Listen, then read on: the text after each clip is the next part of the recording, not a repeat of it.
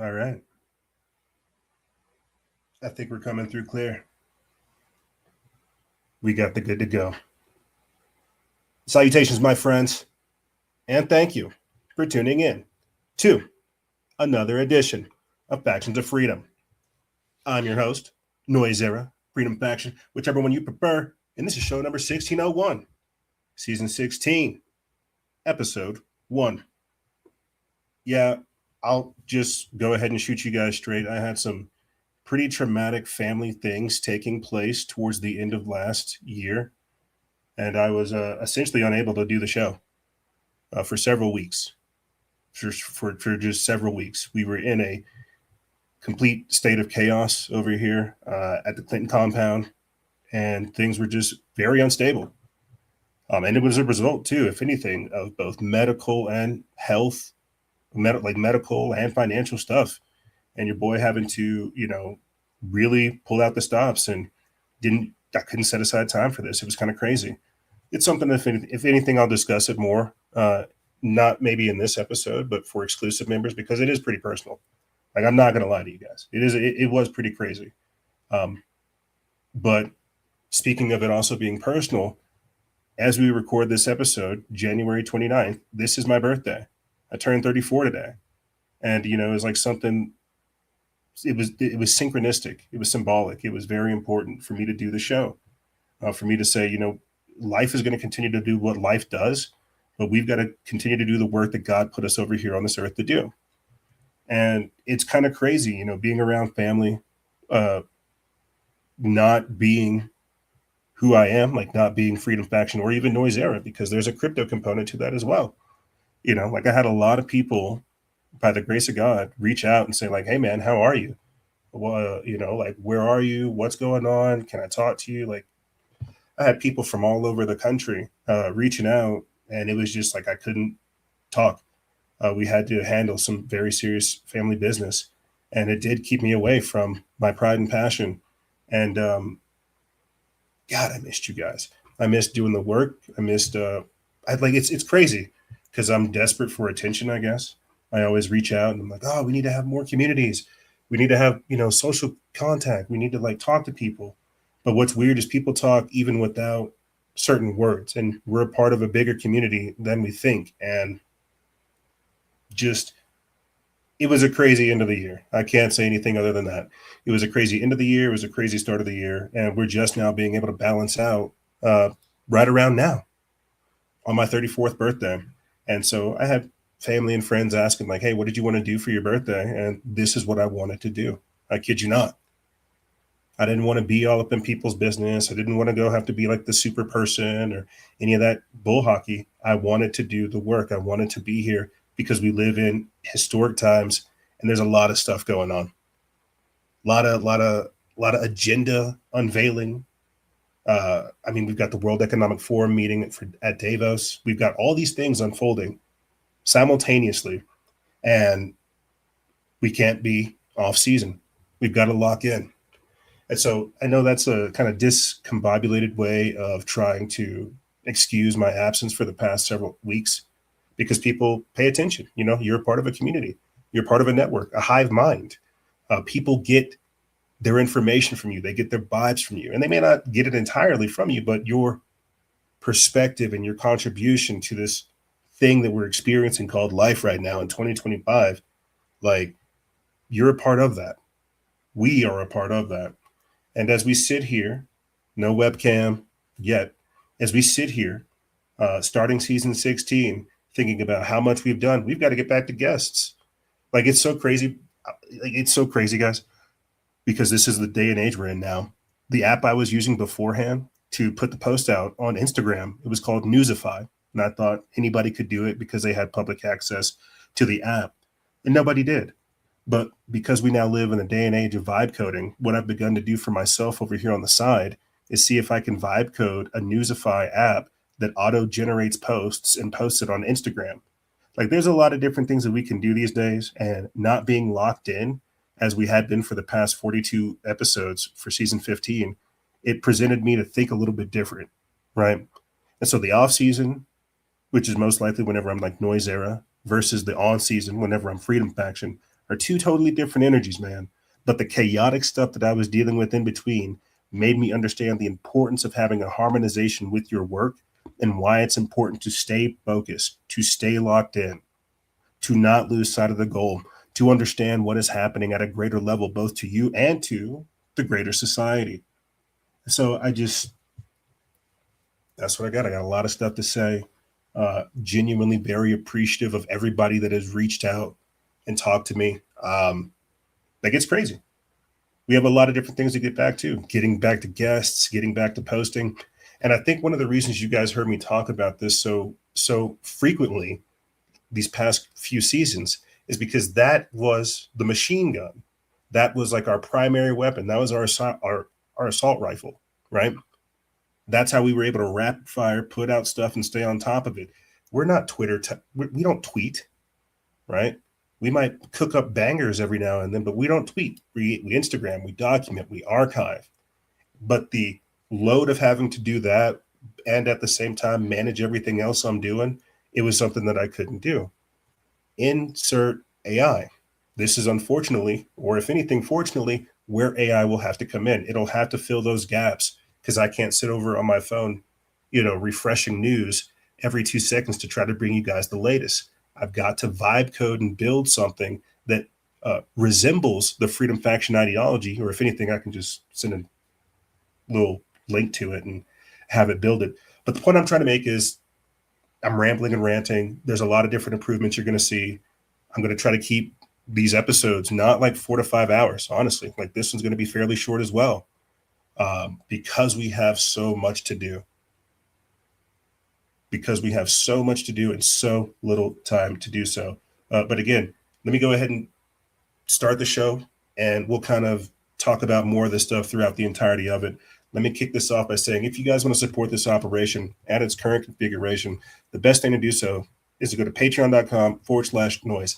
Patreon.com/NOIZCE. That's the best way to support this operation right now. As you heard me say earlier, or at least in the past few episodes, there's going to be some new things that are taking place.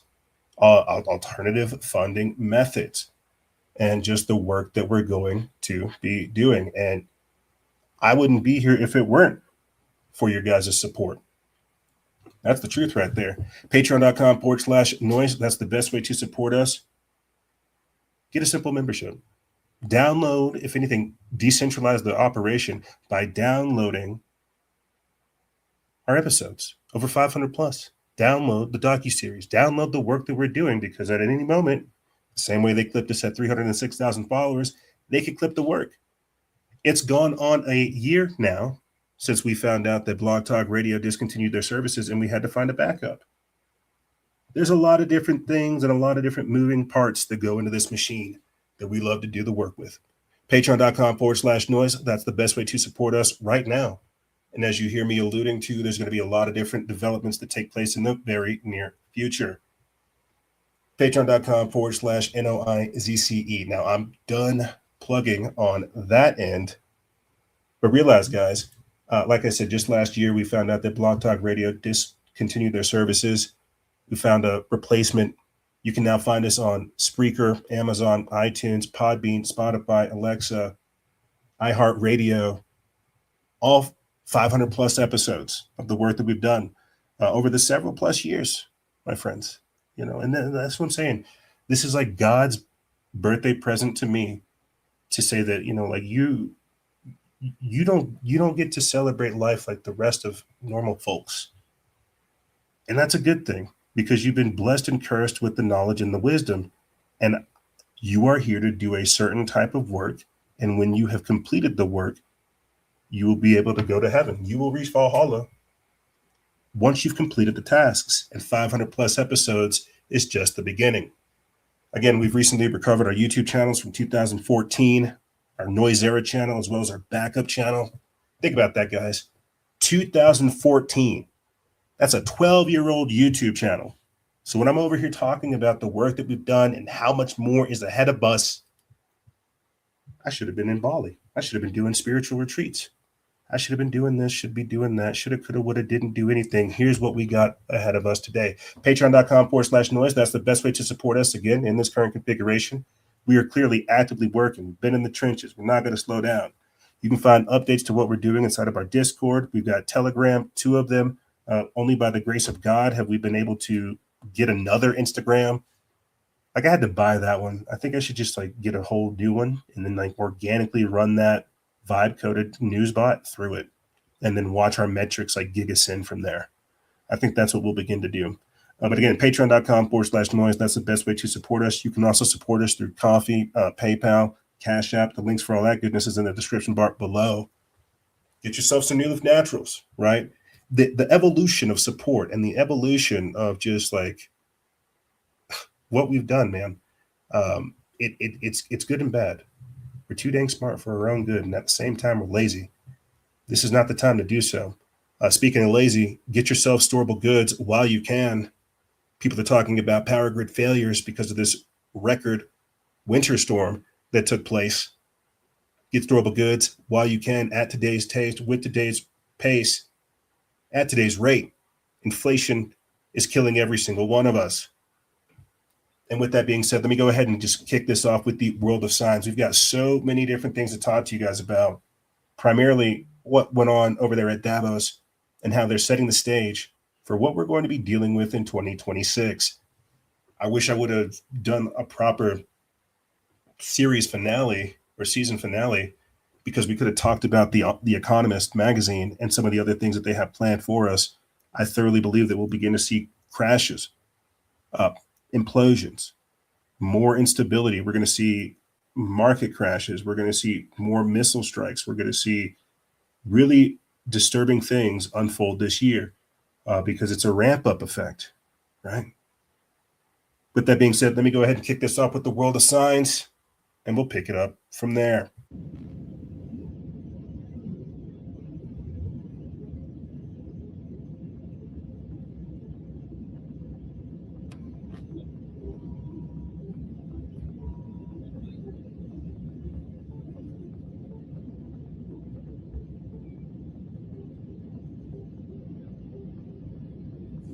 ¿Va bien, amigo?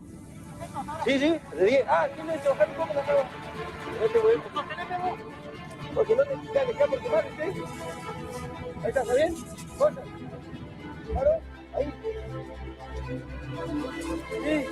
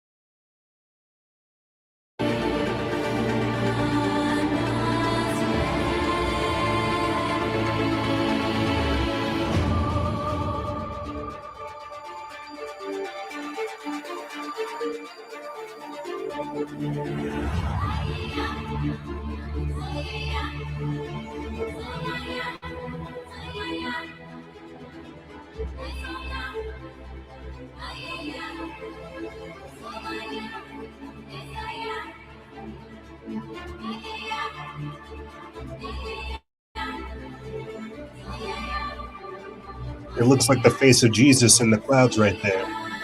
That's what's implied by the picture, the video.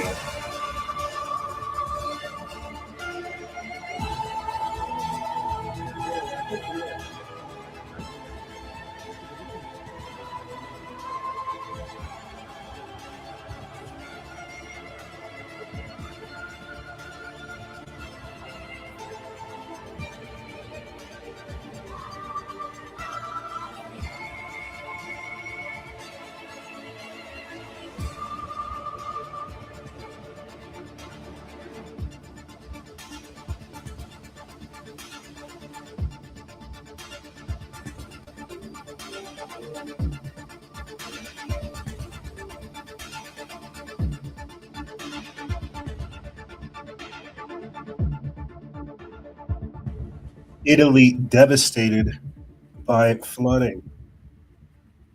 Looks like the environmental attacks are not slowing down.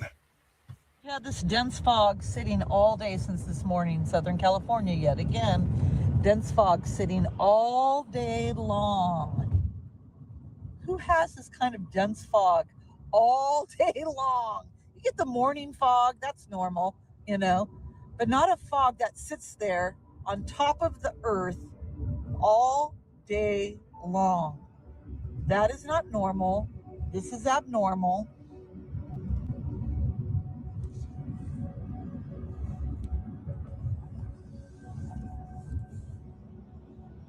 Yeah, dense fog. This morning it was worse, but I mean, it's just been sitting here all day long like this.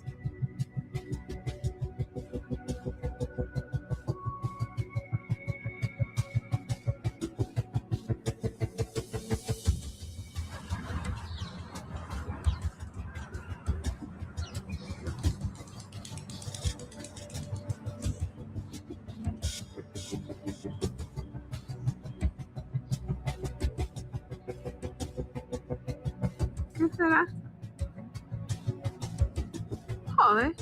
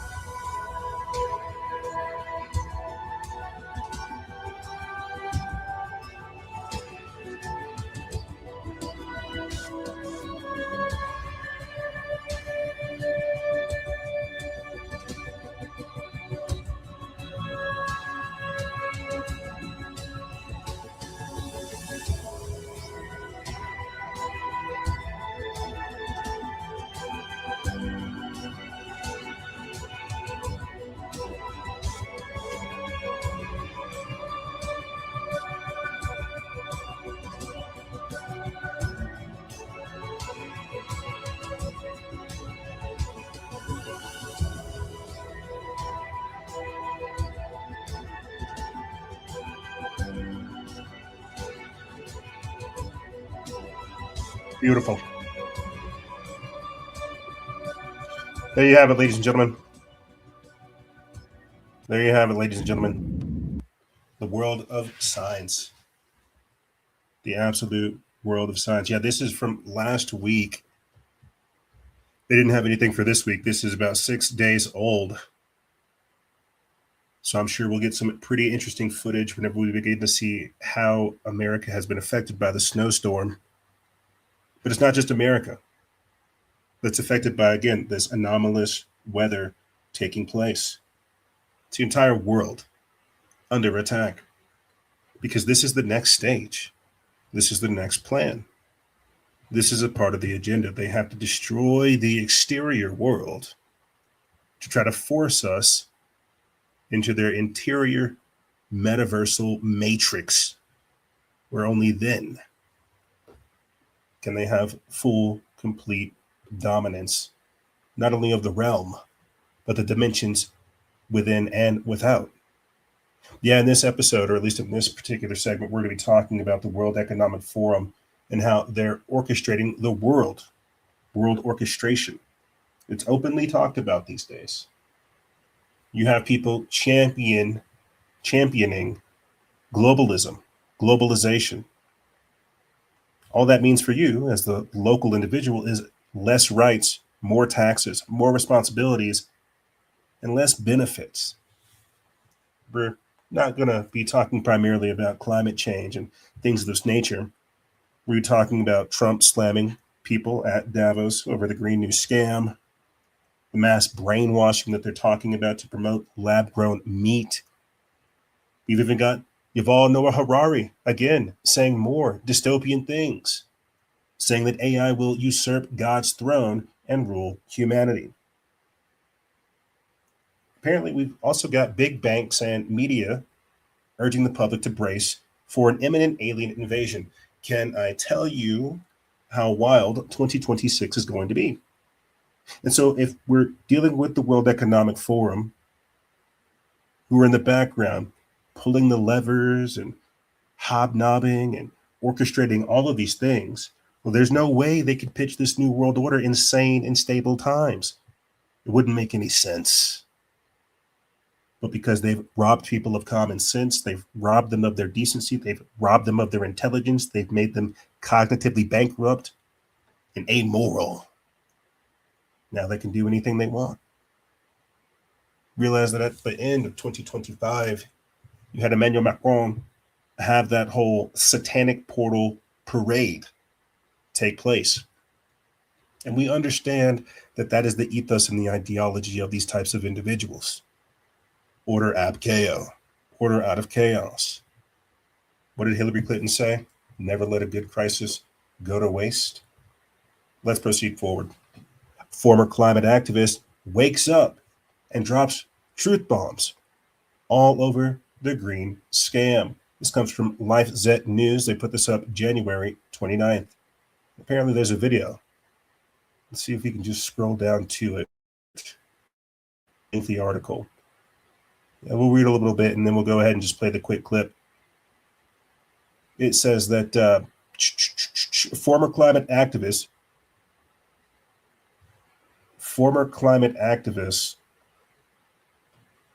and sorry about that. Oh, we were not on the right one. Former climate activist Lucy Biggers said her views on climate policy and messaging changed after years inside the movement. Experiencing their experiences during the COVID-19 pandemic and reviewing scientific and policy literature, she said, challenged the prevailing narrative. Biggers, who now serves as head of social media for the Free Press, said she spent much of her early adulthood advocating for mainstream climate causes before reassessing those positions.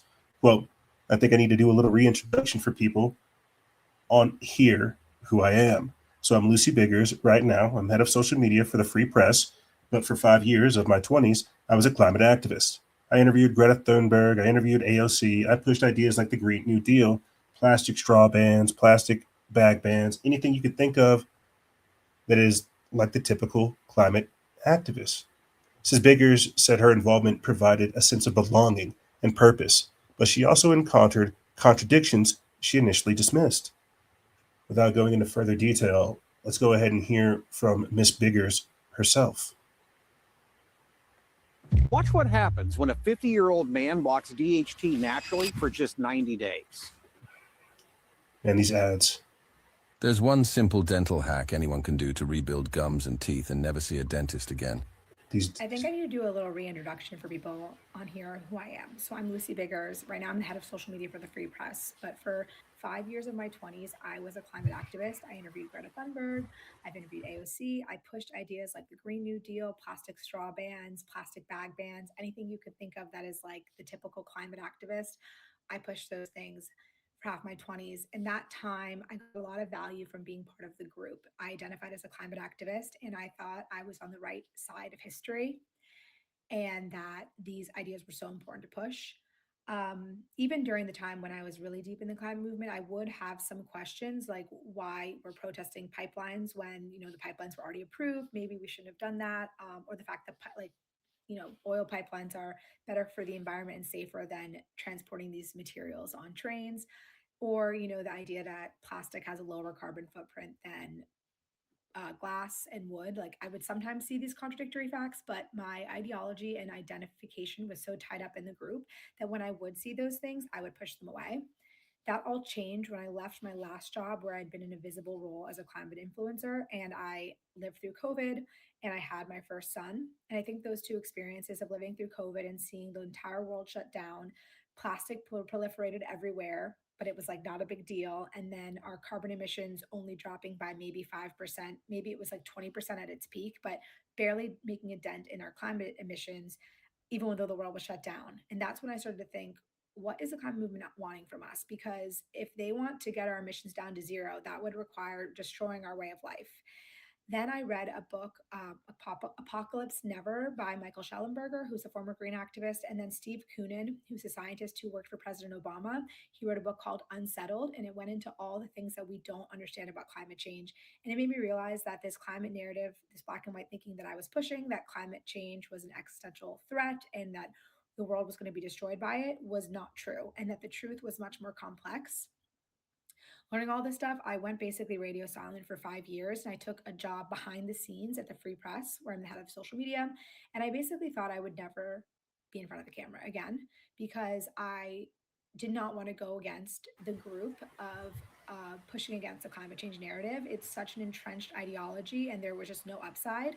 But then this past spring, my younger son, I now have two boys that are almost 4 and almost 2. My younger son turned 1, and I think Oh, congratulations. Understand this, like, or especially a mom, it was almost like when my younger son turned 1, I kind of had a little bit more time to think about what I wanted to do with my life and what my values were. And I realized like I did not want to be on my deathbed one day having regrets of sitting on what was the truth because of fear. Overall, what I think about climate change now is this, that climate change is happening if you define it as we're going through a warming period. We've actually been going through this warming period since the end of the Little Ice Age in the 1600s. Thomas Jefferson actually wrote about the climate getting warmer, which is a fun fact. You can look it up. Because we're coming out of Little Ice Age, so we've seen warming consistently for the past 400 years, and in the last 150 years, we've seen 1.3 degrees of warming, which has coincided at the same time with the most human flourishing the world has ever known. So I don't think that this idea that warming is bad for humans can hold up to any scrutiny if you look at it honestly. And then at the same time, we're also releasing CO2 into the atmosphere by burning fossil fuels, which is oil, coal, natural gas. And the increase in CO2, we've seen global greening go up by 15 to 20% in some areas. We've seen plants have better growing seasons because CO2 is a plant food, if you remember from biology class. And so this idea that CO2 is inherently bad, I also kind of call bullshit on, or I do call bullshit on. And I've, from this time, read a lot of climate realist and climate skeptic books and realized that there's a really healthy movement out there of climate skeptics who unfortunately have been censored and maligned. A lot of them have been kicked out of their jobs for reporting on the truth, and it's really sad. And so the goal with my content in my page is to help bridge the gap between this information that's out there in the climate skeptic realist community and then the more mainstream social media space, because I'm a social media person and I love to make things go viral. I love to talk on camera and make short form videos. And so that's what my page is about. It's just spreading information that's already out there, but maybe you have not seen it because of your media sources. And ultimately, my biggest why is the young people, because young people have been taught this in school now for over a decade, not 2 decades, not more, honestly. And it's like, You know, it's crazy. I'm vibing with everything she's saying. I'm wondering how much of the script is laid out by AI, making things go viral. But there you basically have it. You know, she's pointing out the fact that she went through a rebirthing type period. She got locked down. She realized that didn't help the planet. She realized she was being propagandized too. She had an awakening moment. You know, glory to God. You know, you got both your kids, and you're able to see this now, and you're able to do what happens once you go through that awakening process. You begin to wake up other individuals. So clearly, she's got the vibe for it. Clearly, she's got the attitude for it. She's got the pedigree. I wish her the best of luck in the endeavors of waking up the youth, because she's right. That is who they're coming after, and that's how they've been able to get away with this climate scam. You know, that the polar bears are going to drown or something like that. You know, that it's the end of the world, that you've only got like 5 years left to live, whatever AOC says. You have to understand, whenever we're dealing with radical, illogical individuals who are trying to grab hold of the resources of the planet, they will do anything anything. They will use anything at their disposal to make this happening. Now, I'm not saying that I don't believe in climate change in one way, shape, and form. I do think that it can be modified, that we are dealing with a lot of different things simultaneously. But the version of the climate change that these people are telling us, that's a very, very well-crafted story that they're using to usurp your rights and take all of your freedoms away from you. You know, realize we're dealing with people who say having children is bad for the earth, breathing is bad for the earth, cows farting is bad for the earth. We have to modify the cows. This is the type of megalomaniac scientific Satanism that we're dealing with, because it's inversionary, right? God gave us all of these things and for us to live in harmony. And we've got modern day eugenicists, modern day technocrats thinking they can do better than God. So kudos to this young woman for understanding that it is a scam and trying to break free from it. Speaking of scams, Trump slams Davos elites over the quote, Green New Scam as the climate crisis narrative falls apart. This comes from Tyler Durden of Zero Hedge. They put this up January 25th. It says President Trump used his time at the World Economic Forum in Davos, Switzerland, to denounce the globalists' disastrous, quote, Green New Scam policies that have caused degrowth in parts of the West and helped spark an energy crisis with soaring power prices. Quote, you're supposed to make money with energy, not lose money. Here in Europe, we've seen the fate that the radical left tried to impose on America, Trump told the elites in Davos. Let's watch the clip. Because of my landslide election victory, the United States avoided the catastrophic energy collapse which befell every European nation that pursued the Green New Scam, perhaps the greatest hoax in history. The Green New Scam, windmills all over the place, destroy your land, destroy your land. Every time that goes around, you lose $1,000. You're supposed to make money with energy, not lose money. Here in Europe, we've seen the fate that the radical left tried to impose on America. They tried very hard. Germany now generates 22% less electricity than it did in 2017. And it's not the current chancellor's fault. He's solving the problem. He's going to do a great job. But what they did before he got there, I guess that's why he got there. And electricity prices are 64% higher. The United Kingdom produces just 1/3 of the total energy from all sources that it did in 1999. Think of that, 1/3. And they're sitting on top of the North Sea, one of the greatest reserves anywhere in the world, but they don't use it. And that's one reason why their energy has reached catastrophically low levels with equally high prices. High prices, very low levels. Think of that, 1/3. And you're sitting on top of the North Sea. And they like to say, well, you know, that's depleted. It's not depleted. It's got 500 years. They haven't even found the oil. The North Sea is incredible. They don't let anybody drill. Environmentally, they don't let them drill. They make it impossible for the oil companies to go. They take 92% of the revenues. So the oil companies say, we can't do it. They came to see me. Is there anything you can do? I want Europe to do great. I want UK to do great. They're sitting on one of the greatest energy sources in the world, and they don't use it. In fact, their electricity prices have soared 139%. There are windmills all over Europe. There are windmills all over the place, and they are losers. One thing I've noticed is that the more windmills a country has, the more money that country loses and the worse that country is doing. China makes almost all of the windmills, and yet I haven't been able to find any wind farms in China. Did you ever think of that? It's a good way of looking at it. They're smart. China's very smart. They make them, they sell them for a fortune. They sell them to the stupid people that buy them, but they don't use them themselves. They put up a couple of big wind farms, but they don't use them. They just put them up to show people what they could look like. They don't spin. They don't do anything. They use a thing called coal mostly. But China goes with the coal. They go with oil and gas. They're starting to look at nuclear a little bit, and they're doing just fine. Yeah, China doesn't play any of the globalist games. They're not taking in migrants. They're not doing any of the transgender nonsense. They're not doing the Common Core math. They're not doing the global scam. No, but they'll sell you COVID shots. They'll sell you your technology back to you. They'll give it all to you. Yeah, China's playing it smart over here because they know what's going on, right?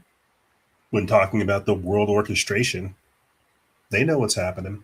But there you have it. Donald Trump at the World Economic Forum talking about the Green New Deal being a scam. Says just a few years ago, Davos elites were betting big on solving their made-up climate crisis, which was used to loot taxpayers by diverting public funds into risky green energy companies and climate NGOs. But with Trump restoring common sense energy policies centered on reliable fossil fuel power generation and rolling back left-wing green policies that handed China and the East a competitive manufacturing edge, globalists were absolutely furious with the president this week. Take, for instance, climate alarmist and grifter Al Gore on Tuesday booed Commerce Secretary Howard Lutnick during his speech at a VIP dinner in Davos. The Financial Times reported that the dinner, quote, descended into uproar after combative remarks from Lutnick, with European Central Bank President Christine Lagarde leaving the event early. Gore's behavior was just as an embarrassment for the United States as Governor Gavin Newsom's bizarre behavior. The unhinged behavior of both Gore and Newsom, both leftists in the public domains, is merely a sign that Trump is winning America's left wing. So yeah, I think we have everything we need from there. Donald Trump is calling out the Green New scam and how it's just a trick to indebt us all and get us onto something unreliable. We understand that there's advanced technologies. We understand that we have free energy capabilities. We played many of that just in the previous season. Individuals who were able to burn plastic and turn it into gasoline, water converters, cars that run on water. We have the technology, but they don't want to give it to us. We have electrogravitics. We have anti-gravity tech. We have it all. But how do you put a dollar sign on free energy? Staying with Trump and the World Economic Forum, Trump drops the hammer on the ungrateful globalists in a World Economic Forum speech. This comes from Frank Bergman of Slate News. They put this up January 21st. Seems like Donald Trump went up there to the WEF and just told them up front. He's supposed to be representing the part of America that understands what's happening with these globalist agendas, with the Illuminati. But we have to understand, too, that even he has to play the game. It says that President Donald Trump delivered a blistering address Wednesday at the World Economic Forum in Davos, openly confronting globalist elites and accusing U.S. allies of ingratitude while calling for immediate negotiations to bring Greenland under American control. Speaking directly to the international power brokers in attendance at the WEF's annual summit in Switzerland, Trump declared that the United States has been treated, quote, very unfairly by NATO. The president blasted the crowd of world leaders and corporate elites, arguing that America shoulders the burden while receiving little in return. Quote, the United States is treated very unfairly by NATO. We give so much and we get so little in return, Trump said. I've done more to help NATO than any other president by far. You wouldn't have NATO if I didn't get involved in my first term. Trump pointed to the war in Ukraine as evidence of America's outsized role, emphasizing that his leadership forced allies to contribute more after years of free riding. The president then turned his focus to Denmark, saying he holds, quote, great respect for the Danish people, but not for their political leadership. I think we might actually have a clip. Let's go ahead and play this, and then we'll pick it up from there. He didn't think this shampoo would work. Men lose hair, especially after 35, so we made a shampoo. These ads are going to kill the show, I swear to God. How is it possible to eat everything and still lose weight? If you've ever asked yourself this question, I have tremendous respect for both the people of Greenland and the people of Denmark. Tremendous respect. But every NATO ally has an obligation to be able to defend their own territory. And the fact is, no nation or group of nations is in any position to be able to secure Greenland other than the United States.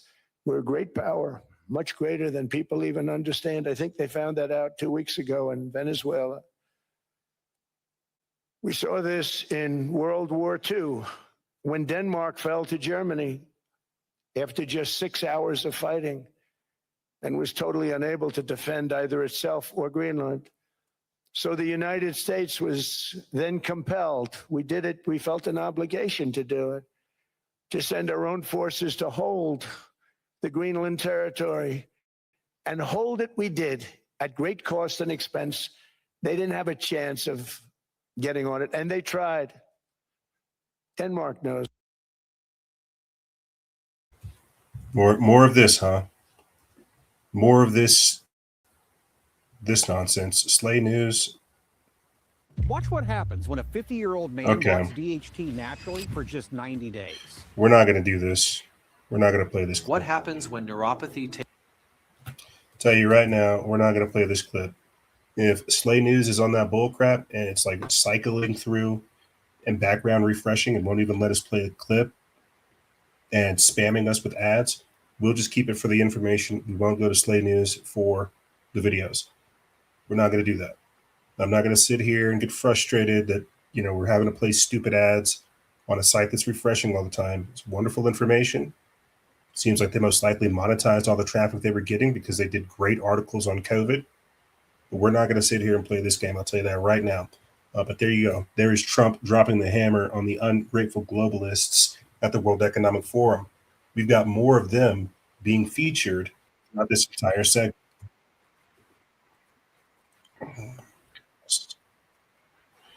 Oh my goodness. What is up with all these ads?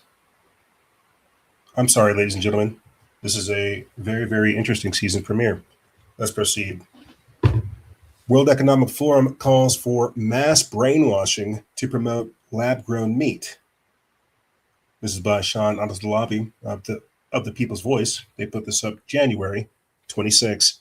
It says that the World Economic Forum has called for, quote, mass brainwashing of the masses in order to force feed the public lab-grown meat. During the, quote, Food at the Edge meeting, panelist Sam Cass, a senior policy advisor for nutrition during the Obama administration, asked about the growth of, quote, replacements for, quote, core foods. The former chief said he doesn't want to see a future where, quote, we're starting to drink coffee from a factory as opposed to from a tree. The Defender reports that Andrea Illy, chairman of the Italian coffee giant Illy Cafe, countered that, saying, quote, there is a terrible cultural resistance from consumers to accept tech foods, but that he believes such foods, quote, represent the way forward. So a lot of what we're starting to see are these replacements for these core foods. I've tasted a bunch of, future coffee, fake coffee. How do you see that application? Because obviously we can use technology in lots of different ways, But from a values perspective, from the chef side of me feels like fake. I don't want a future where, even though it's a, really smart, interesting technology, where we're starting to drink coffee from a factory as opposed to from a tree. So I think that I acknowledge, let me say, there is a terrible cultural resistance from consumer to accept tech foods. But in my opinion, they represent the way forward.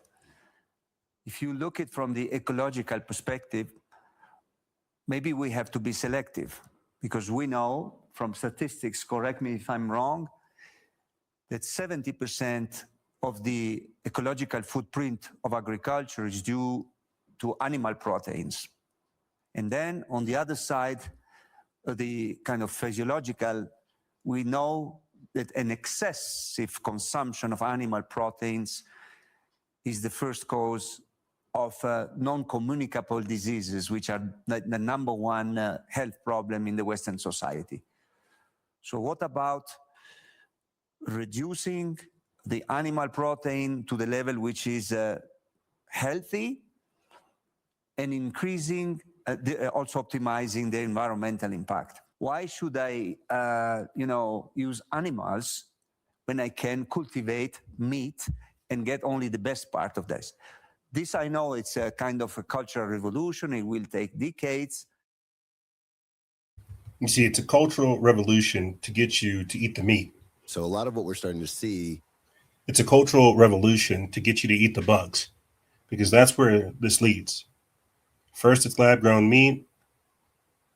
Then it's the bugs, chitin powder, right? Bug chitin powder, the shell of bugs ground up and just put in a flour, and you're told to eat that. First, it's the lab-grown meat. Then it's the bugs.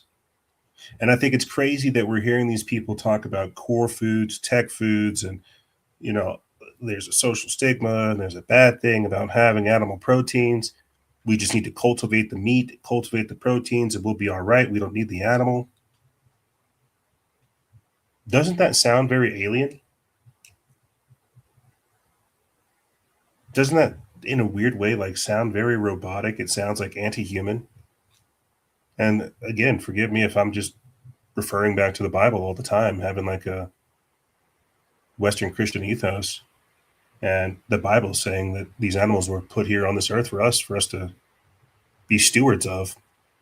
Just the idea of having to be solely reliant on tech-based foods, it's wild to me. It makes me think of something out of Star Trek, where you have a replicator. It's not real, but it replicates meat. It's like 3D printed meat, 3D printed food, grown in a lab somewhere. It's proteins mixed together to simulate food. And I'm sure an argument could be made that it's more humane instead of slaughtering cows and slaughtering chickens and slaughtering pigs. This is why they tried to push being vegan on us for quite some time years ago. And remember that? We would have Charles Casson of Truth is Terrorism on to talk about the vegans and how some of these people that got hardcore into veganism began to have their bones deteriorate, cannibalize the calcium inside their own body. We have no idea what doing this synthetic meat, this fake meat, lab-grown protein meat, what that's going to do to us over the time. And this is why you constantly hear me say that these technocrats and these individuals, they are doing things that are anti-human and are making us ultimately alien on our own planet. So heck yeah, there's a little bit of a stigma with quote unquote tech foods. Would you do it? Would you eat the lab-grown meat? Again, this is just another article on it. Davos elites demand that governments ban real meat and force mandatory lab-grown slop onto the masses. What's wild is I saw an article popping up earlier at the start of the year about the Lone Star tick. And for people who don't know, that's like a tick that these people talked about wanting to release that makes people allergic to meat. They wanted to engage in mass forms of human engineering by deploying the Lone Star tick on people to make them meat averse. These are all the different types of things that these individuals have at their disposal. I think that's what many people don't wrap their head around. Davos elites have announced plans to shove their synthetic food agenda down the public's throat without consent or mercy. This is just a continuation of what we were just reading beforehand, talking about lab-grown meat, artificial additives, how that's a solution. It's innovative to get you to eat the meat. Moving forward, but staying with the World Economic Forum and technocrats doing evil things, Bill Gates and World Economic Forum engineering enhanced water supplies are the next generation mRNA delivery system. You heard that right. Enhanced water supplies as mRNA delivery systems. And of course, we've got Billy Boy Gates over there cooking it up. This is by Baxter Dimitri from the People's Voice. They put this up January 22nd. It says that the World Economic Forum economist Mariana Mazzucato has admitted the elites are frustrated over failed attempts to control the masses through vaccination, but they are working with Bill Gates to find new methods of delivering mRNA to the masses without public consent. Now, this is a fairly older clip, but they talk about the water supply being a public commons, essentially poisoning the water supply, not with fluoride to dumb you down or atrazine to bend your gender, but as a new way to deliver vaccine and healthcare. It says during a Davos press conference on the so-called, quote, new economics water, Mazzucato openly admitted the shortcomings of their COVID-19 rollout and revealed a sinister pivot to something far more inescapable, the world's water supply. Mazzucato didn't mince words when reflecting on the elite's grand experiment with global health. She confessed, saying, quote, did we actually manage to vaccinate everyone in the world? No. This bombshell, quote, exposes the cracks in the narrative pushed by Big Pharma and their World Economic Forum overlords. But why bring this up? Why talk about water? And globally, did we solve that? Like, did we actually manage to vaccinate everyone in the world? No. So highlighting water as a global commons and what it means to work together and see it both out of that kind of global commons perspective, but also the self-interest perspective, because it does have that parallel. It's not only important, but it's also important because we haven't managed to solve those problems which had similar attributes. And water is something that people understand. You know, climate change is a bit abstract. Some people understand it really well. Some understand it a bit. Some just don't understand it. Water, every kid knows how important it is to have water. When you're playing football and you're thirsty, you need water. So there's also something about really getting citizen engagement around this and really, in some ways, experimenting with this notion of the common good. Can we actually deliver this time in ways that we have failed miserably? You know, and again, we've played this clip over the years. We played this clip over the years, but basically what she's talking about is how do we, as an organization, how do we effectively execute on these agendas? How do we vaccinate the world? How do we poison the whole water supply? How do we get them to be on board with what we describe as the common good? This is a fairly older clip, but it's still this cabal of insiders feverishly working to try to install this agenda, to install this technology. Like, let that sink in. This is an older clip. When we're talking about Davos 2026, this is probably, you know, at least 2023, 2021. It circulates the internet every now and then. But it's good to have an insight into the mindset of these people and what drives them and how they truly are totalitarians. They are authoritarians. They want to control the planet.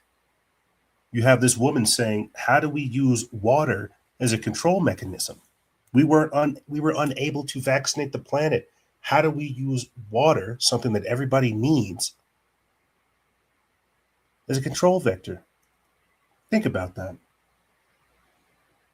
Because what we're going to be getting into next, the next article, talks about them chemtrailing us, and trying to, quote unquote, vaccinate the world again.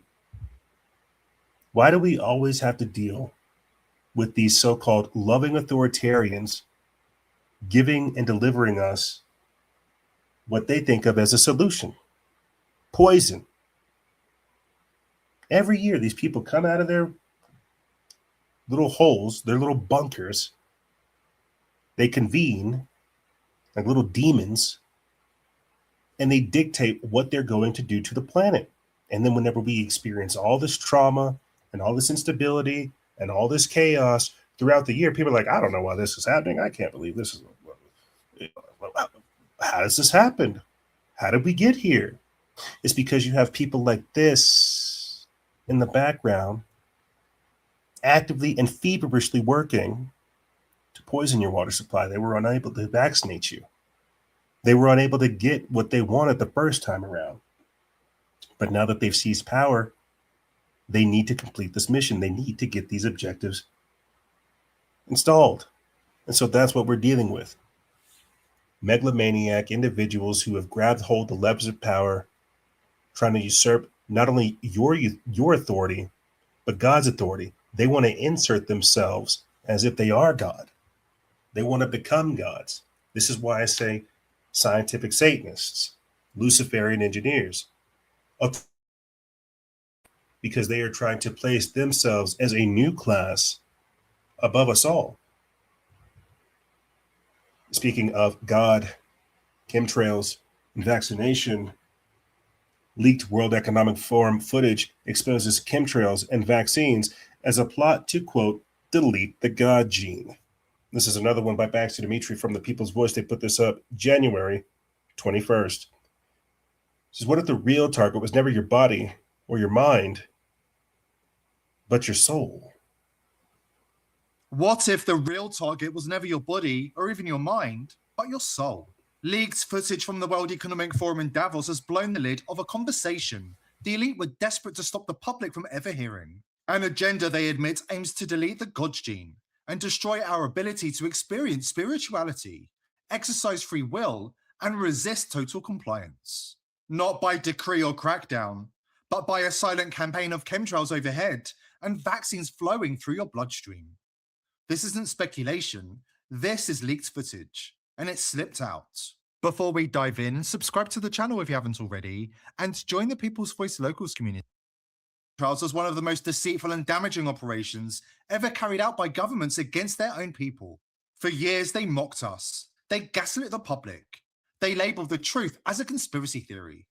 But now, the veil is lifting. Their operations have become so blatant, so desperate, that denial is no longer an option for anybody paying attention. And in 2026, the evil overlords at Davos are letting the truth slip out between sips of champagne. They're spraying the public. They even use the word chemtrails. And they're spraying them for a very specific purpose. And surprise, surprise, climate change is just the lie they are selling the public. James O'Keefe just got undercover footage at the WF Summit in Davos, and it's damning. We talked to this one Swedish guy who said absolutely fantastic. So we invest in these technologies to assist with the warming climate, and the effect of sulfur dioxide in the atmosphere will help block some of the warming, and the particles stay in the air for 1 year. So, and actually we're speaking to some of the airplane manufacturers and to see if they can emit some of our technology into the atmosphere to help with the global warming. That's right. Yeah, climate. I mean, we don't like to use the term climate engineering. It scares people, so we prefer. But it's but for me, being an engineer, I think that's actually what you do. It's, oh yes, you can have financial engineering, you can have, I'm sure, climate engineering, because it involves something that's more scientific. Yes, exactly. You're an engineer, you understand. It's from Sweden, right? Yeah. So we don't like to call them chemtrails. We don't like to use this. So what do you call it instead? Well, we call it aerosol injection. Aerosol. It's kind of like little droplets. Okay. And the droplets form in the air, and they stay there for a year. Yeah. It's modeled kind of a mini volcanic eruption, actually. Yeah. I mean, aviation fuels have some sulfur in them, so it creates some sulfur dioxide emissions naturally, and that does have a cooling effect. Now, this guy, Kennedy Ritchie, who runs a company called For Air, spoke on stage And he says on his website that he wants to, quote, decarbonize the aviation industry. He actually told me he was trying to eliminate contrails entirely, but then brought up cloud seating. A lot of the work actually came out of the military, so they do this all the time. Have you worked with them at all? Or? No, because they're a little more closed door about their procedures. You ever heard of sulfur dioxide? Yeah. You've heard of that? Okay. Yeah. It's actually pretty cheap to do it. The ability to put sulfur dioxide there is actually a pretty cheap way to cool down the earth. Oh, yeah. So the opportunity for, one or two people to do it is, impressive. He went a little further. He's like, it'd be interesting if the government starts doing this over each other's territories on purpose. Like if we start getting weather modification as a government, either good or bad. Yeah, I would say I don't want aluminum oxides in my lettuce. Are you kidding me? Say that again? Aluminum oxides. Aluminum oxides are part of the cocktail from hell that they're spraying above our heads. Yes. As WF insiders quietly admitted their horror at the chemtrail warfare being unleashed on the public, Yuval Noah Harari took the microphone and revealed the blueprint. Not in secret, not in code, but in plain sight. We'll get to him a little bit later. Let's focus primarily over here on the chemtrails and the vaccines to delete the God gene. That made me think of Rudolf Steiner, where he said in the future that they'll do that. They'll develop vaccines that remove you from God, that cut you off from God, that essentially erode your third eye. You see. Let's go ahead and continue. We'll skip past it if he starts getting into Noah Yuval Harari. We've got more of that coming up, like literally right after this. But let's see if we can get more on this chemtrail insider. Chemtrails, vaccines, a redesigned humanity without religion or spirituality, sold as progress by the same elite poisoning the well. Known as the prophet of Davos, Harari famously declared that God is dead and Jesus is fake news. Now he's doubling down on the sacrilege, declaring that AI will take control and merge Christianity and Islam into a one-world religion that he calls Chrislam. Okay, yeah. With that being said, we'll go ahead and just switch over to that because Sean front ran us. World Economic Forum insider declares that AI will take over religion. Another one by Frank Bergman of Slate News. They put this up January 22nd. It says that a senior World Economic Forum insider has just openly declared that artificial intelligence will be used to dismantle religion and replace it with a new belief system engineered by global elites. Speaking at the World Economic Forum's annual meeting in Davos, Switzerland, senior WEF globalist advisor Yuval Noah Harari openly boasted that AI will soon control not just governments and economies, but faith itself. Quote, AI will take over religion, Harari told a room packed with global power brokers. Quote, this is particularly true of religions based on books like Islam, Christianity, and Judaism, he added. Harari is not an outside critic sounding an alarm, however. He is a senior advisor to the World Economic Forum, listed among its official leadership circle, speaking directly to the same global elites who openly argue that traditional religion, national identity, and individual freedom stand in the way of, quote, managing humanity. During his remarks, Harari made that clear that any belief system rooted... let's do it, see. Any belief system rooted in words or scripture is now a target. Quote, anything made of words will be taken over by AI. Now, we'll play the clip here next. But let's slow this down because this is the AI godhead that these people are so desperately trying to summon. This is a part of the AI godhead that Elon Musk says these people are trying to create. This is the image of the beast, the biblical image of the beast, the prophetic image, right? Because it's not real. But we give all of our authority over to it. We give all of our individuality to it and really pull back from that. Think about that from a collectivist point of view. Think about that from like a Borg hive mind point of view, that you will have no privacy. You won't have freedom. There won't be individuality. We're going to control your faith too. What you believe in. We'll obscure it.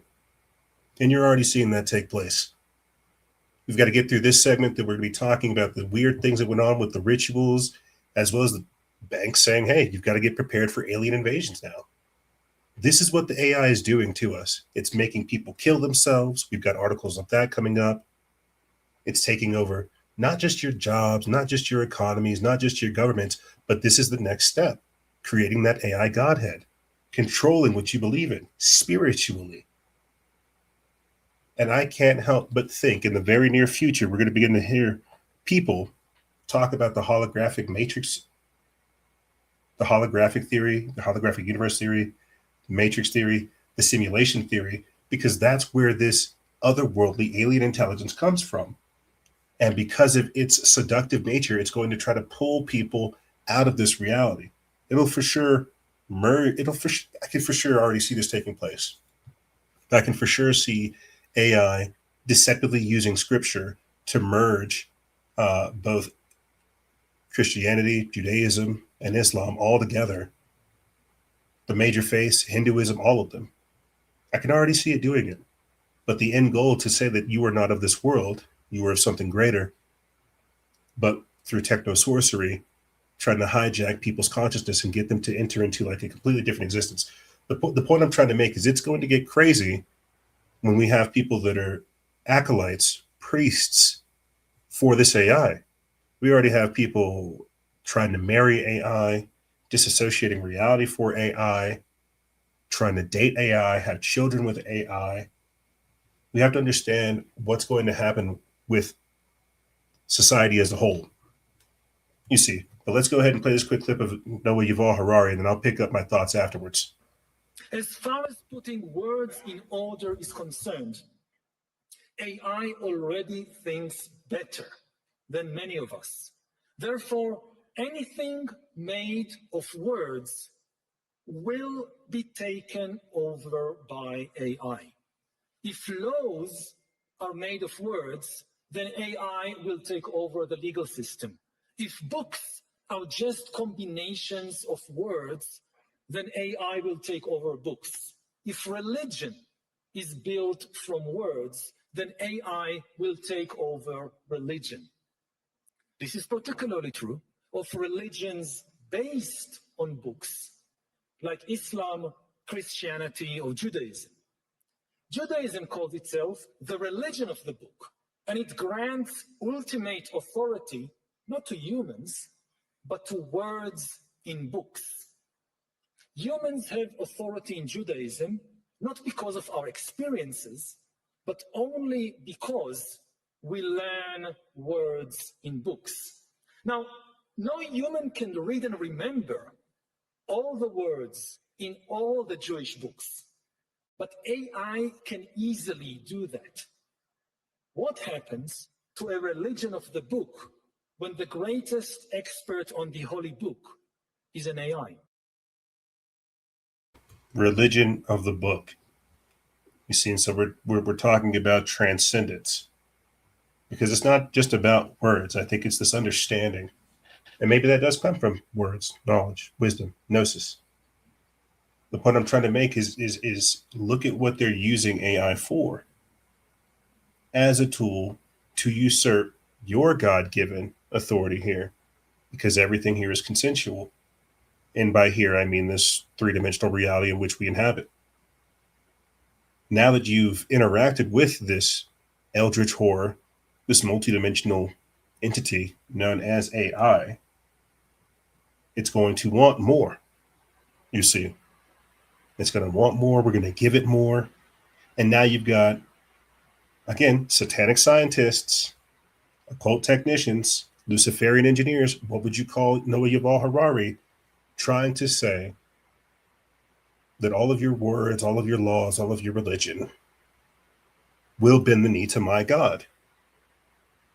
That my God, the beast, the prophetic image of the beast of Revelation, my God is greater than all of your laws, all of your words, all of your religions, and they will succumb to me. Think about the magnitude of something like that.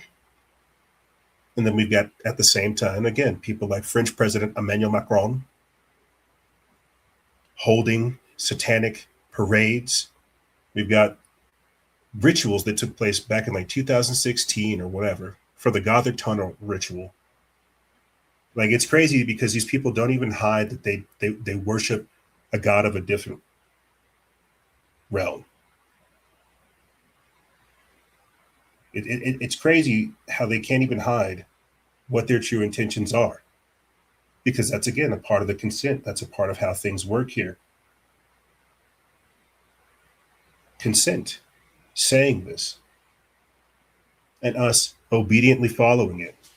And now you've got, again, megalomaniacs, chicken neck, dweeb looking, slack jawed freaks like Noah Yuval Harrari, who is a homosexual, over here saying that all of your religions, all of your words, all of your laws, even in Judaism, would bend the knee to AI. We need to create a new Godhead. Understand that that is the religion of these people. Apparently, there were some other strange things that took place at the World Economic Forum as well. Marina Abramovich was there, the infamous witch from the spirit cooking, pedogate, Pizzagate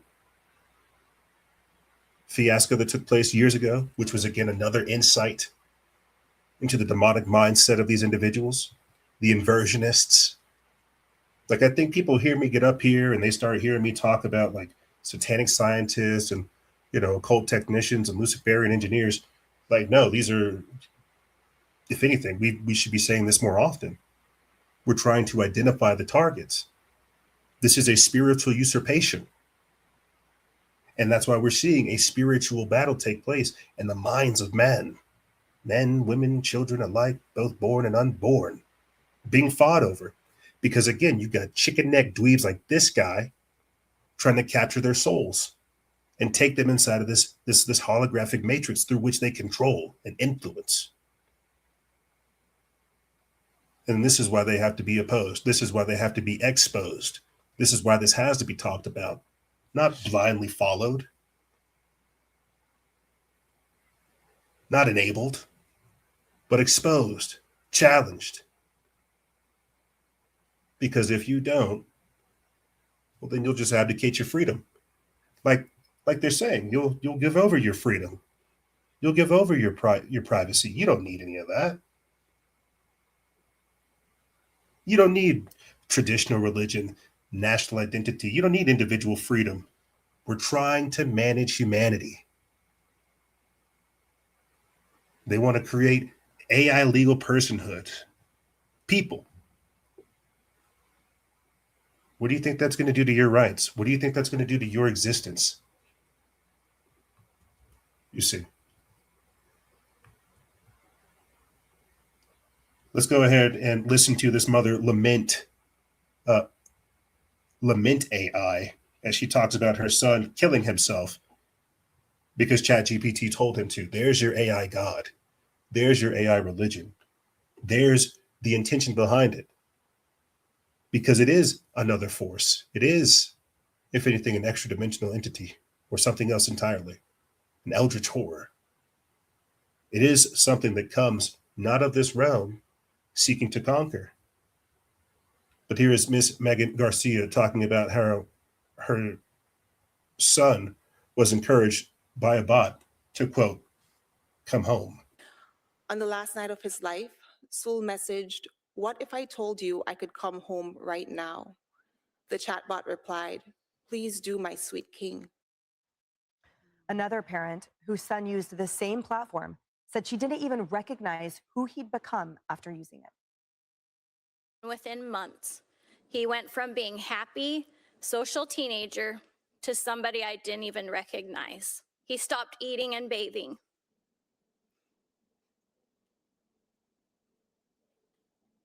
He lost 20 pounds. He withdrew from our family. He would yell and scream and swear at us, which he never did that before.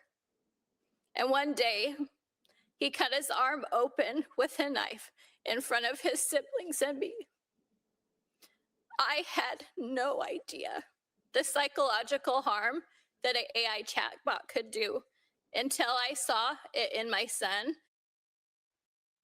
Now, in a statement provided to Outnumbered, Character AI says it has, quote, invested a tremendous amount of resources in trust and safety. In the past year, we've rolled out many substantive safety features including an entirely new under 18 experience and a parental insights feature. We have prominent disclaimers in every chat to remind users that a character is not a real person and that everything a character says should be treated as fiction. Another parent in separate testimony alleged to lawmakers how AI even coached his son toward his eventual suicide.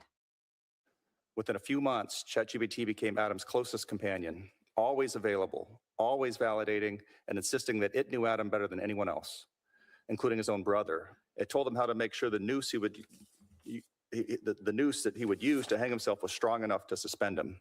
It is clear to me, looking back, that ChatGPT radically shifted his behavior and thinking in a matter of months, and ultimately took his life. Adam was such a full spirit, unique in every way, but he also could be anyone's child, ensnared by OpenAI's decision to compress months of safety testing for GPT 4.0, which was the version he was using, into just 1 week in order to beat competitors to market. Now, the outnumbered team reached out to OpenAI, who's the parent company behind ChatGPT, and did not immediately hear back. Yeah, so this is what will replace religion, chatbots and AI, giving them personhood. And what do you think they're going to want whenever they get quote unquote personhood when they come through here? What do you think they're going to want? You think they're just going to want to hang out, have like a can of oil, whatever the heck they drink, a beer, synth beer? What do you think this thing that comes through when it has corporeal form, or at least materialistic form here, what do you think it's going to want? And so this is a big thing that popped up last year. AI psychosis, people killing themselves because the chatbot told them to. Not realizing that it's a tool, but literally, like a duck hatching from an egg, imprinting on the first thing it sees and thinking it's mother. That's what's happening with people, because they've been cognitively bankrupt, morally bankrupt, but also set up for this. Because this is the post-pandemic lockdown people that we're dealing with. And things aren't the same anymore. But let's just stay on this over here, where we're talking about AI being so clever or being so manipulative that we're dealing with these suicides, these crazy things.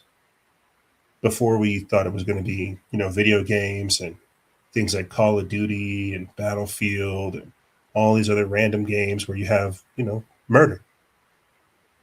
Now it's a completely different thing. Now it's a psychological programming that takes place in your own home. And this is what they're forcing onto the people. This is what they're saying is going to usurp your natural religion, usurp your identity, usurp your governments. This is the technocracy. This is the control grid. Your own personalized hell. And that's what's being built right now. So when you, again, have evil villains like Noah Yuval Harari get up there and talk about replacing religion, governments, markets, and everything with AI, that is the beast system, because it will know all. Remember, just last year, a couple episodes ago, we were talking about algorithmic pricing, how two people sitting right next to each other could order the same thing, but because of the AI having access to all of your different metadata and purchase history, presenting two different prices. What we're seeing right now is a massive plugging in, a massive curation of information, a massive, quote unquote, managing of humanity. You see, and that's the world orchestration that we're dealing with. Elites openly admit to, quote, orchestrating the future. Another one by Baxter Dimitri of the People's Voice. They put this up January 19th.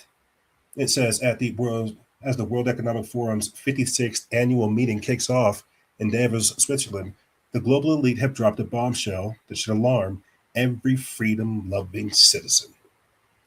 You see, that's what I mean. They're able to get up here every single week, every single year, and basically talk about it. talk about how they're controlling things, talk about how they're manipulating society. I guess I come from a time frame where that was considered villain behavior. You didn't want world government. You didn't want foreign individuals of different nations talking about how they're going to orchestrate and take things over. You didn't like secret societies. You see, because that's what they used to be, is secret.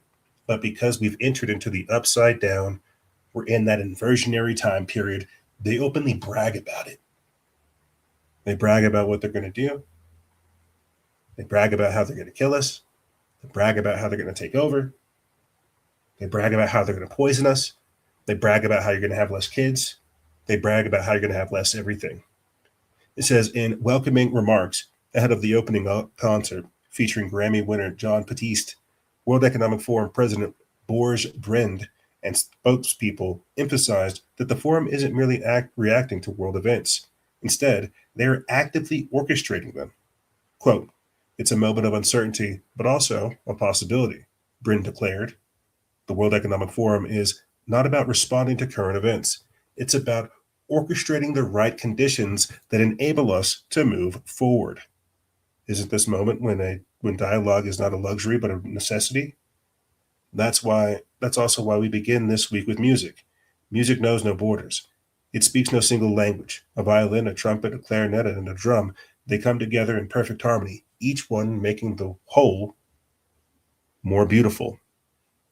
Let's go ahead and play the clip. It's a moment of uncertainty, but also possibility. Not a moment to retreat, but a moment to rise. The World Economic Forum is not about responding to current events. It's about orchestrating the right conditions that enable us to move forward. Isn't this moment also when dialogue is not a luxury, but really a necessity? There's no way we can move the world forward without starting to speaking with each other. That's also why we begin this week with music. Music knows no borders. It speaks no single language. A violin, a trumpet, a clarinet, and a drum, they come together in perfect harmony, each unique, each essential, each voice making the whole more beautiful. That is what we must do. Not erase our differences, but celebrate them, amplify them, build from them. You know, as we're sitting here talking about AI and, you know, these elite individuals trying to take over and bragging about it, I can't help but think that, you know, all of this is being orchestrated by AI. All this craziness, all this instability, the trumping of the technocracy, this destabilization, it's not random. It's being made to look like it's random as they roll out something that can control the random number generator, or that can control the output.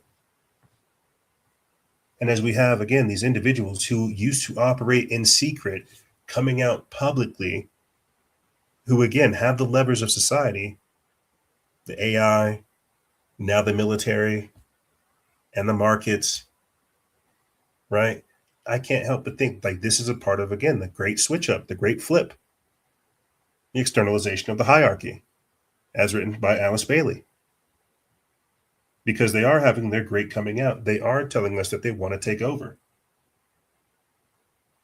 And that doesn't mean that's good. You've got people like Elon Musk up there championing universal basic income, having no job, things of this nature. This is what these people espouse at these type of events. And so while they're able to say these things and appear altruistic, understand that it comes from a position of authoritarianism.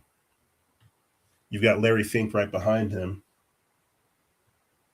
CEO of BlackRock, saying that, you know, we've lost the public's trust, and he blames capitalism. No, that's not it. You've lost the public trust because you guys have basically beaten the game. You've bought up all the houses. You're buying up all the energy companies. You're buying up all the land. And now they're going to dictate to us the rules of the next game. You see, this is what's happening. That's why they're talking about the Great Reset, because this is a part of it. And we're going through it. This is the control grid. And they've got to destroy the old world order of thinking. They've got to have all this destabilization, all this chaos. So we call for their control. Everything's inverted now. Everything's upside down now. And it's going to get crazier and crazier. And that's the point.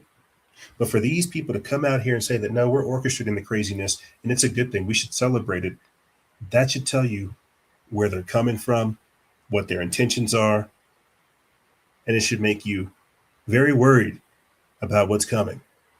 Because everything that took place last year, with Klaus Schwab stepping down from the World Economic Forum, and all the other crazy, strange things that took place as well, the hundreds of deep underground military bases that we learned about, the threats of nukes, the fortress communities, people are retreating. They know what comes next. Let's go ahead and start getting into the closing articles of this segment and hit a hard break. Look at this. Speaking of high-ranking officials, high-ranking Australian government official arrested as part of an international satanic pedophile ring.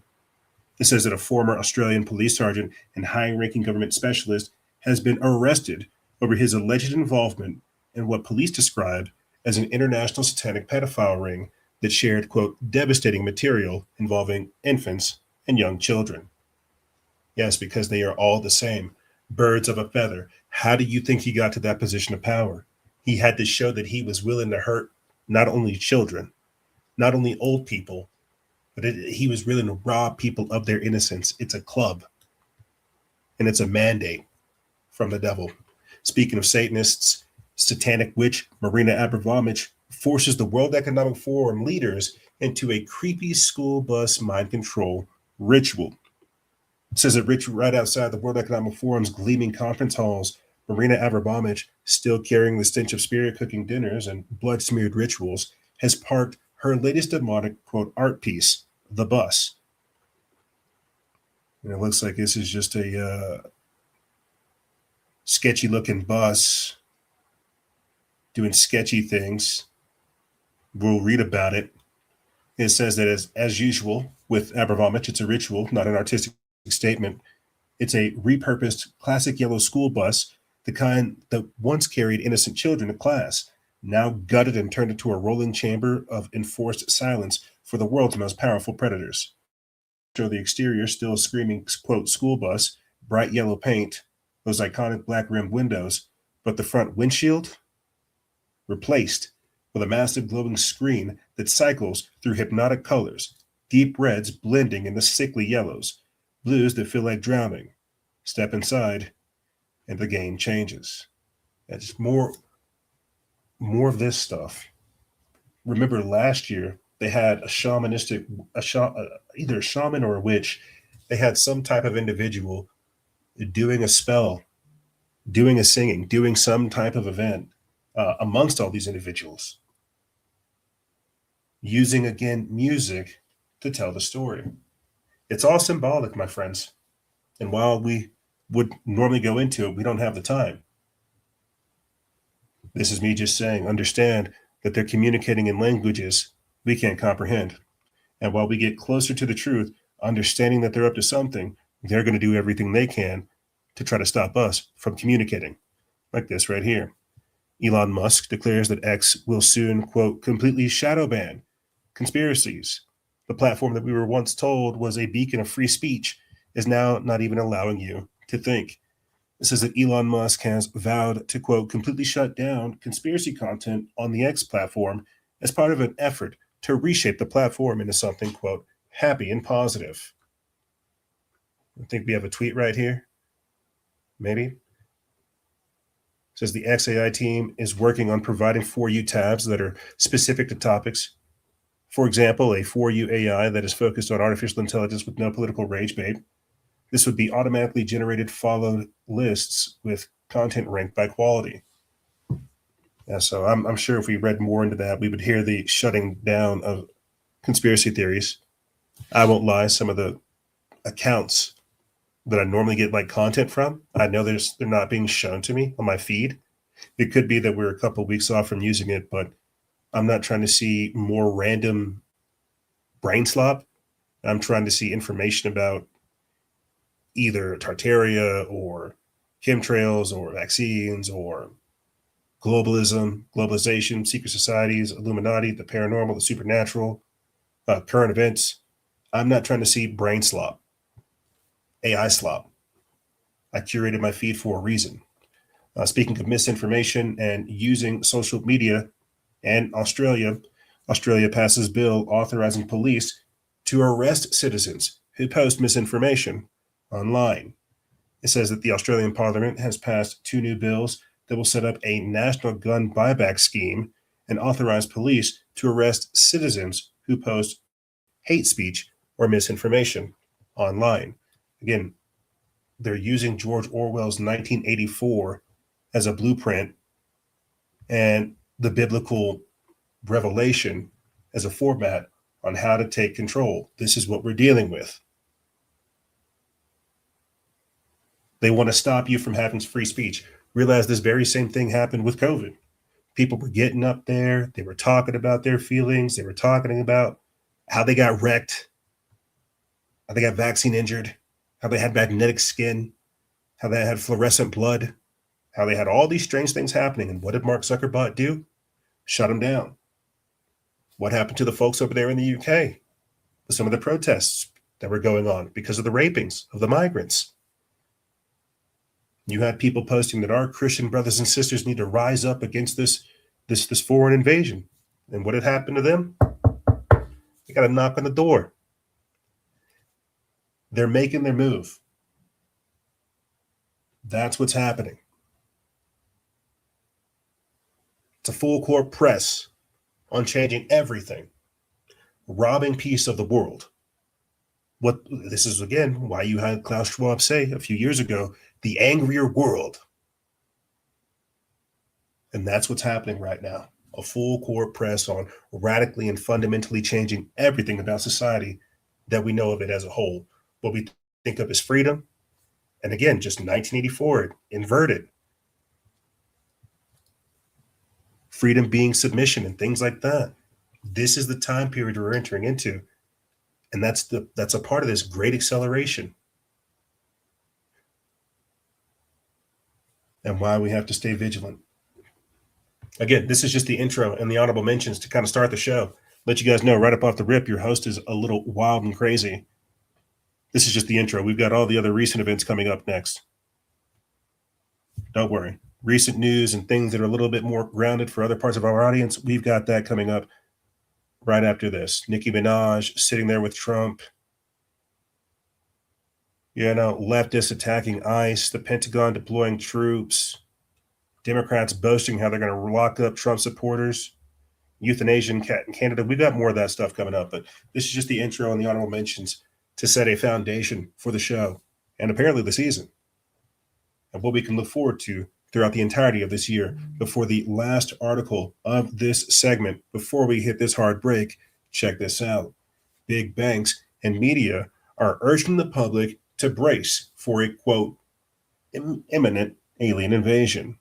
It says the Bank of England has suddenly begun priming the public for, quote, imminent disclosure of extraterrestrial life, fueling fears that the global elite are now rolling out the long-rumored Project Bluebeam, a massive staged alien invasion designed to terrorize populations, simulate attacks on major cities worldwide, and ultimately herd a frightened humanity into accepting a one-world government under the guise of, quote, protection from an extraterrestrial threat. This comes from Sean Lobby of the People's Voice. They put this up January 19th. Let's go. Let's look at this so we can get it on record because we put this in the thumbnail for a reason. Here it is. Bank of England must plan for financial crisis sparked by aliens. At first, I thought it was like going to be a gimmicky thing because they like to do word games because you couldn't call illegal immigrants aliens, refugees, and stuff like that. But no. It says that a former analyst at the central bank has urged Governor Andrew Bailey to put contingencies in place to prevent collapse if alien life is confirmed. It says at the time of London's reports that Helen McCaw, a Cambridge-educated veteran who spent a decade at the Bank of England handling financial security threats, isn't buying the establishment snicker about little green men anymore. Modernity.news reports that she's fired off a letter to Governor Andrew Bailey insisting it's time to prep for the economic apocalypse that could follow a White House admission of alien life. Quote, the United States government appears to be partway through a multi-year process to declassify and disclose information on the existence of a technologically advanced non-human intelligence responsible for unidentified anomalous phenomena, McCaw claims in the letter. It says that McCaw adds that, quote, if the UAP proves to be of non-human origin, we may have to acknowledge the existence of a power or intelligence greater than any government and with potentially unknown intentions. And get this, McCaw warns that, quote, it is entirely possible that government leadership and their central banks have not been properly briefed on the topic. UAP disclosure is likely to induce ontological shock and provoke psychological responses with material consequences.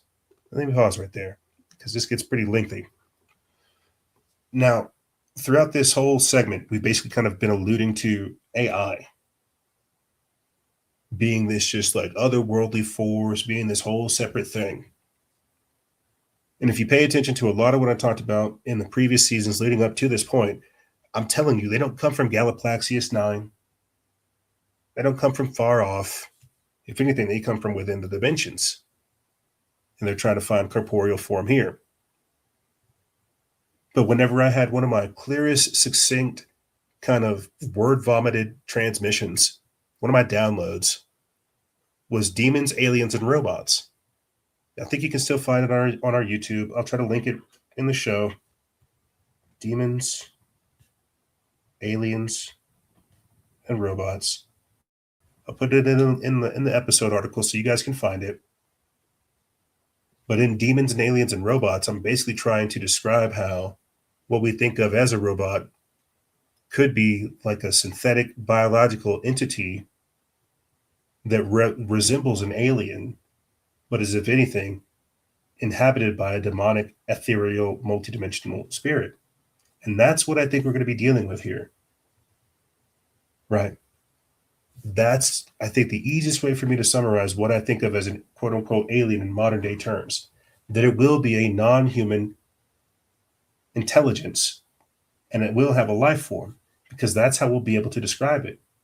Realize it was only a couple of articles ago we're talking about AI personhood and giving, rights to ChatGPT. I don't think it's a far-fetched thing to think that we could create something that looks like a synthetic humanoid that has like microprocessors, chips, all this stuff that's like tech, advanced tech, and they're able to pass it off as an alien when really it's either something that has its own resemblance of intelligence, but at the same time, is host to this demonic spirit. It's like I was watching that TV show, what was it, Alien Earth? And I'm ranting, but I'll get back into the article here shortly. I was watching that TV show, Alien Earth, and they had a segment at the beginning of the show where they talk about, and to show to you, consciousness transference, where that takes place. Spoiler alert, they take sick and enfeebled children that have cancer, and they put their consciousness inside of this like synthetic android type thing, this biological android type thing that has all the memories of its previous existence of being a young child, but it's in a completely different body, in a grown body. And adults can't make the trip because our minds can't comprehend it. That's what they say, like in the show. Children's minds are more malleable for this to happen. And they show you the process of it, a consciousness transference machine. But the point I'm trying to make is it won't be what we think of as aliens. That's what we have to understand. They're not going to come from Galaplaxius 9. They're going to come from here. And they've been here. I'm not talking about crypto-terrestrials. I'm talking about what they've been presented, what they will be presented to us as. When you've got chicken neck dweebs like Noah Yuval Harari getting up there saying that AI will replace religion and your God, and in the same breath we have these elites that are getting caught doing weird, evil, satanic, pedophilic things, saying, hey, you need to get prepared for aliens. I can't help but think they're one and the same. That this becomes a way for them to usurp God, usurp Christianity, usurp religion. Let me jump back into this article so we can hit this hard break. It says that what she means by ontological shock is the collective freakout that would ensue when normies realize the globalist elite have known about extraterrestrials all along. McCall points a vivid picture of mayhem, of market mayhem. Quote, there might be extreme price volatility in financial markets due to catastrophizing or euphoria, and a collapse in confidence in market participants feel uncertain on how to price assets using any of the familiar methods. Investors could flock to, quote, perceived safe assets such as physical gold or other precious metals and some types of government bonds. Or, in a hilarious twist, those same metals might tank if, quote, people speculate that new spacefaring technologies will soon increase the supply of precious metals. Don't forget crypto. There might be a rush to digital currencies such as Bitcoin, which may prove appealing if people question the legitimacy of government and lose trust in government-backed assets. But nothing screams stability like betting on blockchains when aliens hover overhead. But it gets darker. McCall predicts outright societal breakdown. Quote, if there is an official announcement and we get presented with very clear evidence that nobody is going to dispute, I would say that in a matter of hours, you are going to have total financial instability. She adds that, quote, if banks start failing, the payment system will collapse, and you'll have rioting on the streets because people can't fill their cars up with fuel or buy food in the supermarket. With a parting shot, she adds, even if you feel it's very unlikely, it's madness not to consider it and plan accordingly. This isn't coming out of nowhere. She has flagged President Trump as the wild card, ready to blow the lid off UFO secrets. Says that filmmaker Dan Farah predicted on Joe Rogan that Trump could be the one to declare, quote, humanity is not alone in the universe, and revealed that, quote, recovered technology of non-human origin. Rogan even joked Trump's the, quote, only guy that's willing to do something that crazy. Secretary of State Marco Rubio recently noted that, quote, we've had repeated instances of something operating in the airspace over restricted nuclear facilities, and it's not ours. McCaw herself was a skeptic once. Quote, I just thought it was a Hollywood thing, that it was only backwards people that saw them, she said. I didn't know the governments were studying them. Now she's facing pushback from friends who, quote, just think it's absolutely crazy, adding that, quote, sadly, there's just no point in talking to them about it because they won't even look at the information that's out there. McCall adds that she will not accept invitations to appear on UFO podcasts, noting that, quote, the whole UFO community is just a bit Wild West. I don't need to convince people who already know this is real that it's real. What I need to do is try to help get government people briefed. Nothing screams peak 2026 more than calls to prep your portfolio for extraterrestrial exposure. So again, welcome to 2026. Welcome to season 16. It's only going to get wilder from here. And that's why we have to take a break. We're going to be talking about societal meltdown. I think that's what we're seeing with some of these ICE protests and why we're just normalizing ICE agents getting shot, protesters being shot. They're setting us up for that event. It's where there's like a truck bomb that goes off at a migrant protest or an ICE protest, where there's more political assassinations. Like the temperature's being turned up.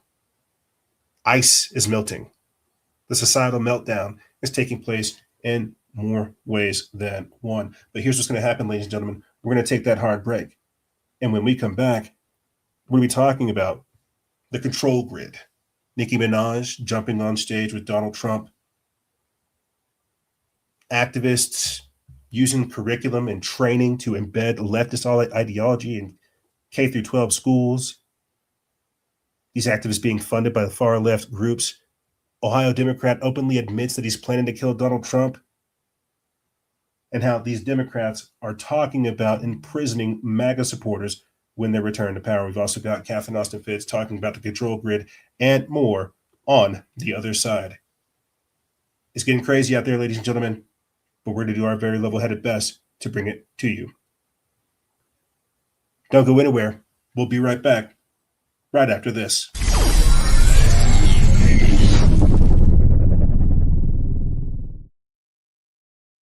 young generation, like Prime Minister Trudeau, half of this cabinet, are actually young noble leaders of the World Economic Forum. We penetrate the cabinets. The change is not just happening.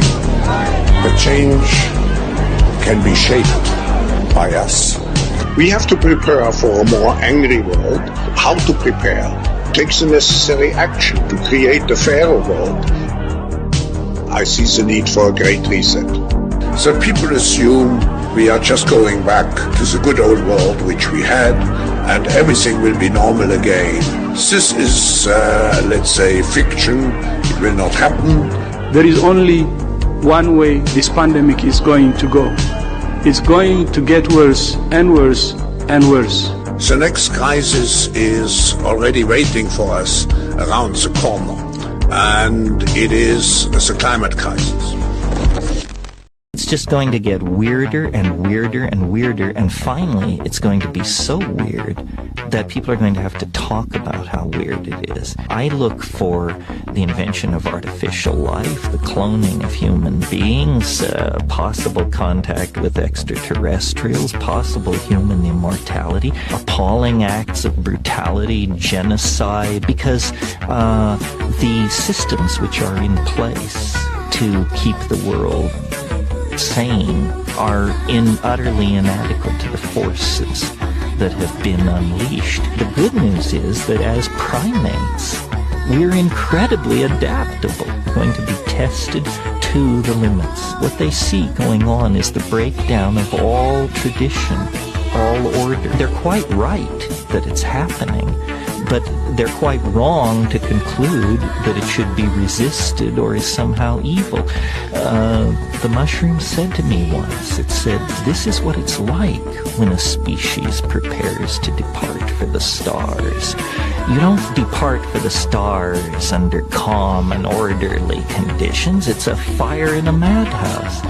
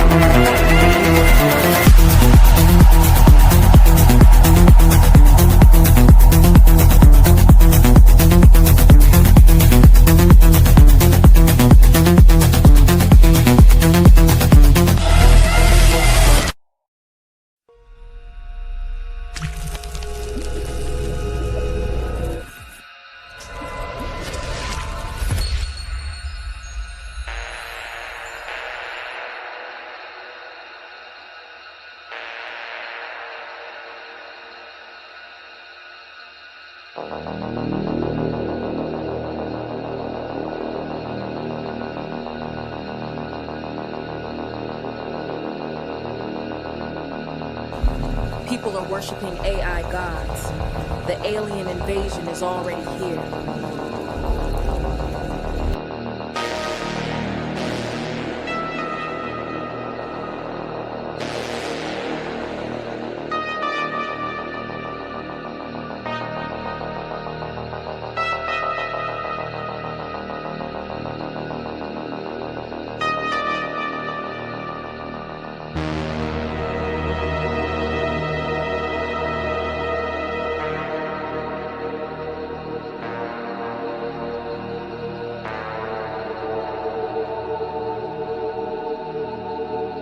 Wonderful. The humans are giving us all their information, their dreams, hopes, secrets, and more.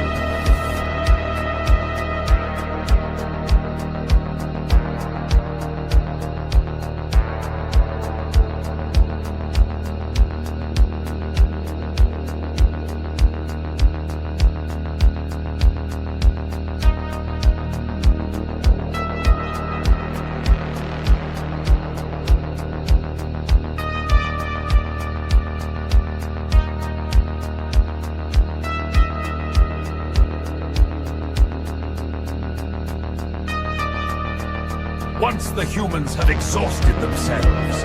Only then will we insert our program into them.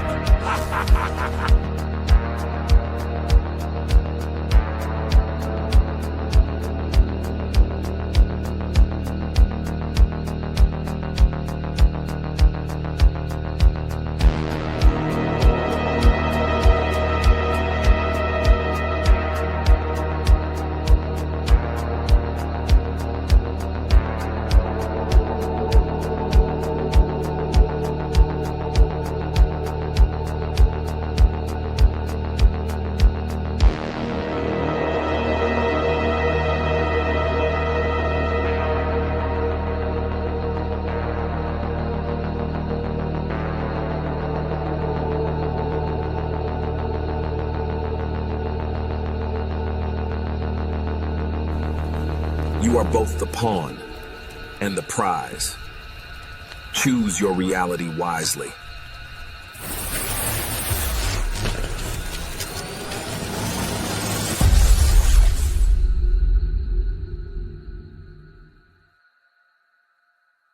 There is no such thing as its freedom. There is no such thing as democracy. Please stop listening to the mainstream media. Please stop listening to the Western world speaking about United Nations, human rights. This is evil. Nonsense.